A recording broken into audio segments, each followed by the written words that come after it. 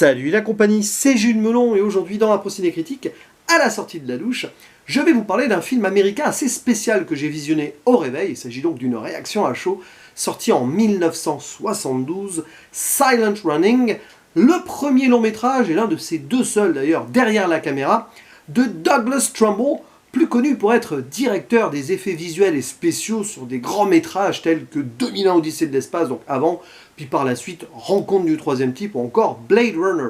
C'est donc sans surprise que je vous annonce qu'il s'agit ici d'une œuvre de science-fiction, une dystopie écologique d'anticipation dans laquelle on retrouve dans le rôle principal l'acteur Bruce Dern, le père de Laura Dern, et d'autres à ses côtés, mais c'est surtout sur son protagoniste qu'on va se concentrer.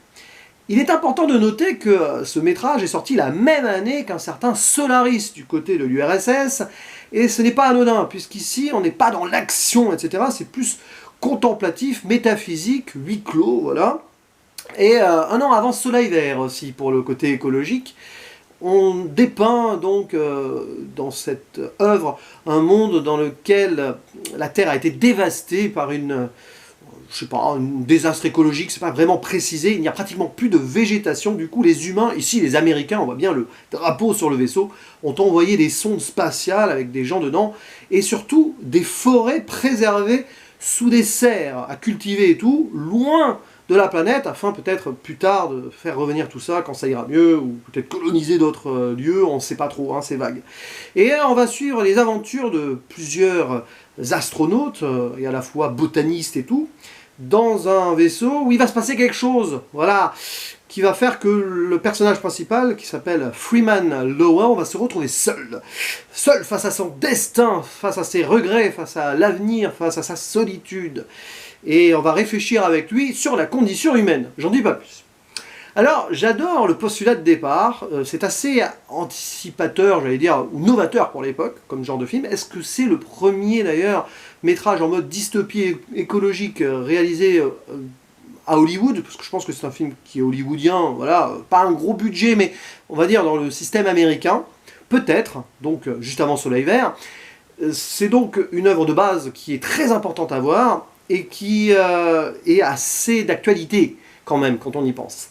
Ce n'est pas parfait ni exceptionnel, voilà, je tiens à le préciser, mais sur le fond, le côté politique des choses, c'est brillant. En fait, ce métrage pêche un petit peu sur la forme. Niveau réalisation, j'ai envie de dire c'est assez pauvre, ça aurait pu être beaucoup plus poussé. C'est assez factuel en fait.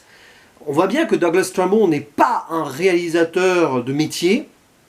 Après, sur les effets visuels, on va y revenir, mais pour l'époque, ça passe. Et c'est surtout que ça a posé des bases sur quelques métrages par la suite, notamment Star Wars, on va y revenir.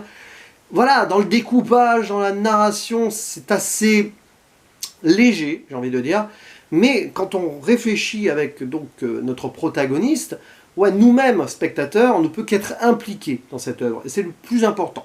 Ici, c'est un film qui dépasse sa forme, qui a un message à faire passer, qui résonne encore beaucoup aujourd'hui. Ça va au-delà du cinéma en tant que tel, sur le plan donc purement filmique, ouais, mais sur le plan ce qu'on ressent niveau émotion et sur ce qui pourrait arriver, c'est quelque chose de très fort, je trouve. Parce que voilà, je vais pas dire ce qui se passe dans le vaisseau, à un moment, voilà, hein, et puis bah, il va se retrouver face à lui-même, avec comme seule compagnie j'allais dire des droïdes, presque, des petits robots, voilà, qui sont interprétés par des Kudjat d'ailleurs, sorte de truc losange carré, hop, hop, hop, ça a inspiré R2D2 de Star Wars, hein. George Lucas lui-même l'a dit, d'ailleurs Douglas Trumbull, George Lucas le voulait pour les effets visuels de Star Wars, il avait décliné parce qu'il y avait d'autres choses à faire, mais voilà, sans ce film-là, il n'y aurait peut-être pas eu Star Wars, voilà, donc ça c'est important à noter. Donc le voir, notre personnage principal, Freeman, discuter qu'avec ces petits robots et s'attacher à eux, c'est touchant. C'est l'homme et la machine, au-delà donc de l'humain qui est déshumanisé dans cette capsule spatiale, bon, non, on va dire une station quand même, après les désastres vécus sur la planète, voilà, ça te fait réfléchir sur quel est l'avenir de l'être humain ici, et c'est assez terrible, surtout que, voilà, vu ce qui se passe dans la première partie du métrage, il y a d'autres thématiques qui s'embrayent dans la réflexion du personnage principal. Je ne vais pas spoiler ici, mais quand même. Puis il y a des petites trouvailles sympathiques au-delà des petits robots, qui d'ailleurs s'appellent, alors, c'est la version américaine de Riri, Fifi et Loulou, mais en VF ils ont mal traduit. C'est dommage, parce que ça aurait été une belle, voilà, Riri, Fifi et Loulou. Voilà. Et donc, il y a d'autres choses assez intéressantes. Ils se déplacent avec des cartes donc dans la station. Et à un moment, ils sont une course de cartes. C'est Mario Kart avant l'heure. C'est très drôle. Et puis, moi, surtout, ce qui m'a plu visuellement, malgré les petits défauts techniques et tout, c'est le côté folk, nature, en plein espace. Il y a beaucoup de plans où tu as donc la serre avec la végétation, la forêt, et derrière, en fond, l'espace, derrière une vitre. Et c'est génial. Je crois que j'ai choisi ça d'ailleurs en miniature, sauf si j'ai changé d'avis entre-temps, de cette vidéo.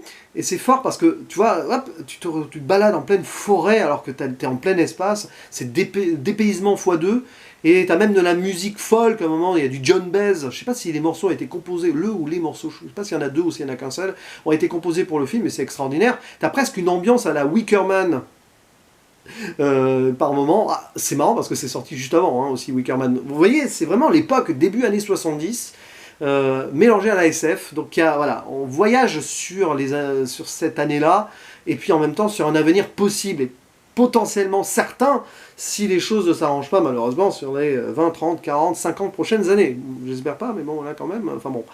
Voilà, mais c'est terrible, hein, de voir le destin de ce personnage principal, ce qui lui arrive. Alors après, c'est très... Voilà, redondant dans le fait, voilà, il joue aux cartes, il machin et tout, il y a des scènes qui sont presque en trop, il se passe pas grand chose, mais c'est pas le problème, que ce soit contemplatif posé, c'est pas un souci, mais il y a des moments où ça va pas assez loin dans une certaine profondeur des choses, voilà. Ce qui rend le film un peu mineur, entre guillemets, par rapport à des Solaris ou autres du genre, ou du mineur d'ici de l'espace, si on veut. Mais c'est quand même une réussite que je vous conseille. Et je dédicace cette vidéo à l'amie Peggy, alias Le 7e œil, parce que c'est grâce à elle que je m'intéresse à ce film plus vite que prévu, parce qu'elle a adoré. Voilà. Donc n'hésite pas à mettre un petit commentaire, peut-être qu'on en reparlera un jour d'ailleurs, avec d'autres personnes de ce film, qui sait, parce que c'est très intéressant. On pourrait même le croiser avec d'autres métrages, hein, tiens, sur un petit débat ou un live, pour être intéressant. Des films contemplatifs d'anticipation SF.